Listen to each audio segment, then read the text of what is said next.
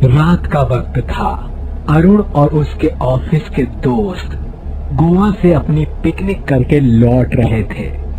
बस में सारे लोग सो रहे थे। तभी अचानक बस ड्राइवर ने जोर से ब्रेक लगाया और बस रुक गई।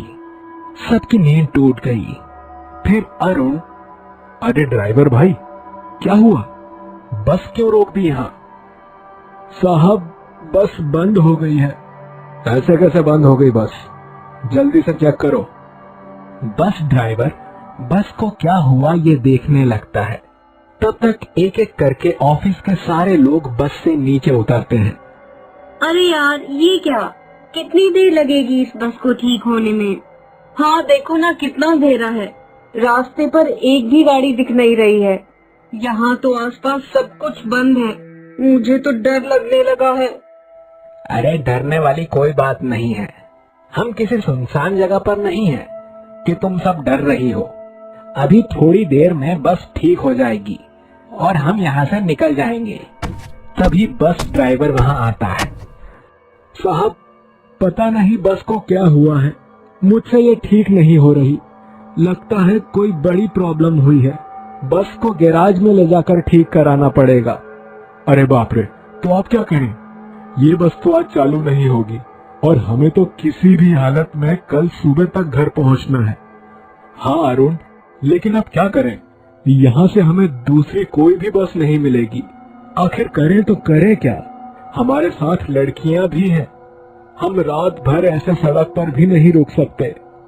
तभी उन्हें ट्रेन के हॉर्न की आवाज सुनाई देती है। सबको लगता है कि जरूर यहीं आसपास कोई रेलवे स्टेशन होगा।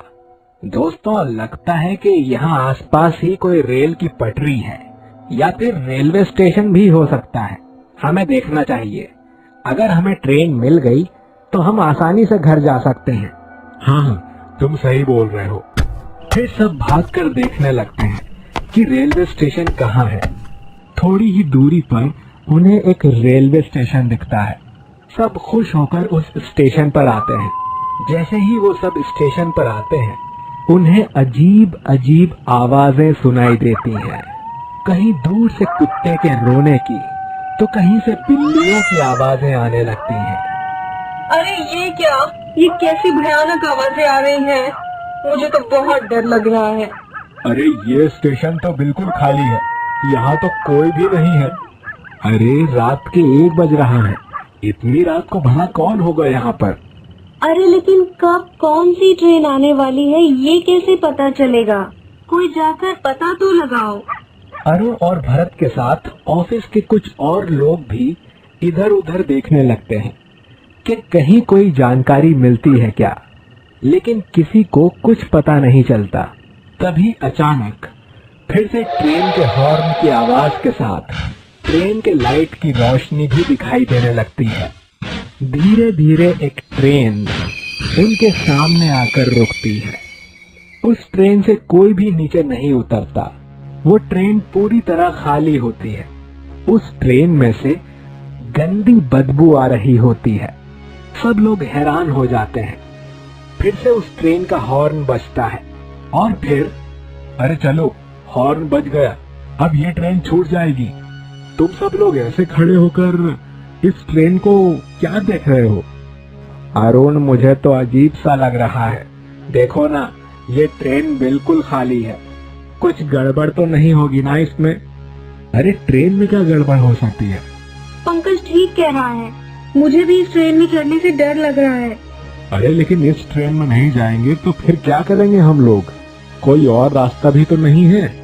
चलो जल्दी, मैं तो जा रहा हूँ। अरुण के उस ट्रेन में पैर रखते ही उस ट्रेन में बहुत सारे भूत प्रकट हो जाते हैं। एक भूत अरुण का हाथ पकड़कर उसे अंदर ले जाता है। भूतों को देखकर बाकी सब डर के मारे चिल्लाने लगते हैं और वहां से भागने लगते हैं। लेकिन भूत सबको पकड़ लेते हैं और ट्रेन में खींच लेते हैं। सब चिल्लाते हुए अंदर जाते हैं। अंदर जाने के बाद वो देखते हैं कि भूत ने अरुण को मार डाला है। कुछ भूत मिलकर ऑफिस के बाकी लोगों को मार डालते हैं बचते हैं सिर्फ भरत, पंकज, निकी और सलोनी। हे भगवान, हम ये कहाँ फंस गए। इससे अच्छा तो हम उस बंद पड़ी बस में ही बैठे रहते सुबह तक। इन भूतों ने तो सबको मार दिया। हाँ, अब हम भी नहीं बचेंगे। अरुण की वजह से ही हम सबकी जान खतरे में आ गई है। हमें पहले ही यहाँ से भाग जाना चाहिए था। भाग जाना चाहिए था? हमारे चंगुल से कोई नहीं भाग सकता। हम ट्रेन में बैठने वाले किसी भी यात्री को नहीं छोड़ेंगे। मार डालेंगे सबको। लेकिन हम लोगों ने तुम्हारा क्या बिगाड़ा है? हमें क्यों मारना चाहते हो तुम? तुमने कुछ नहीं किया, लेकिन हम तुम जैसे यात्रियों को नहीं छोड़ेंगे। क्या हुआ था तुम लोगों के साथ? फिर कहानी फ्लैशबैक में आती है और भूत बताता है कि हम भी तुम्हारे जैसे इंसान ही थे। एक रात हम सब गांव वाले दूसरे गांव से वापस आ रहे थे। हमारे गांव से दूसरे गांव आने जाने के रास्ते में ये रेल की पटरी पड़ती थी। हम सबको उसे पार करके आना पड़ता था। उस रात हम सब गांव में रहने वाले मन्नू की शादी की बारात लेकर लौट रहे थे। बहुत अंधेरा था। अंधेरे की वजह से एक बूढ़ी चाची पटरी पर गिर गई। सब लोग उसे उठाने के लिए मदद करने लगे। तभी अचानक एक रेलगाड़ी धड़ धड़ करते हुए आई और हम सब गांव वालों को कुचल कर चली गई। हम सब की आत्माएं चुड़ैल और भूत बन गए। अब हम हमारी मौत का बदला यात्रियों से लेते हैं।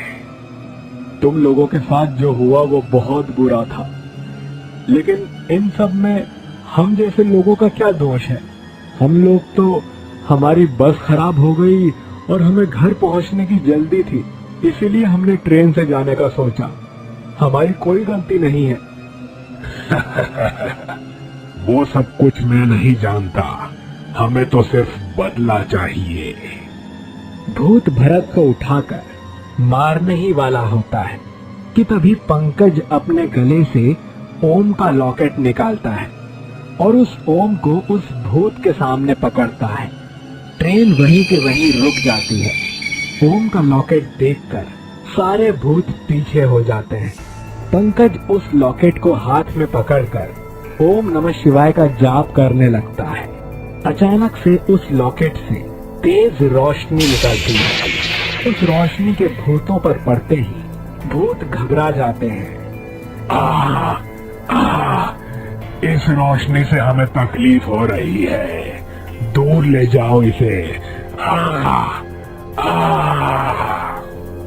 थोड़ी ही देर में उस लॉकेट की शक्ति से सब भूत गायब हो जाते हैं। पंकज की सूझबूझ से उसके दोस्तों की जान बच जाती है और वो सब तुरंत उस ट्रेन से बाहर निकल जाते हैं।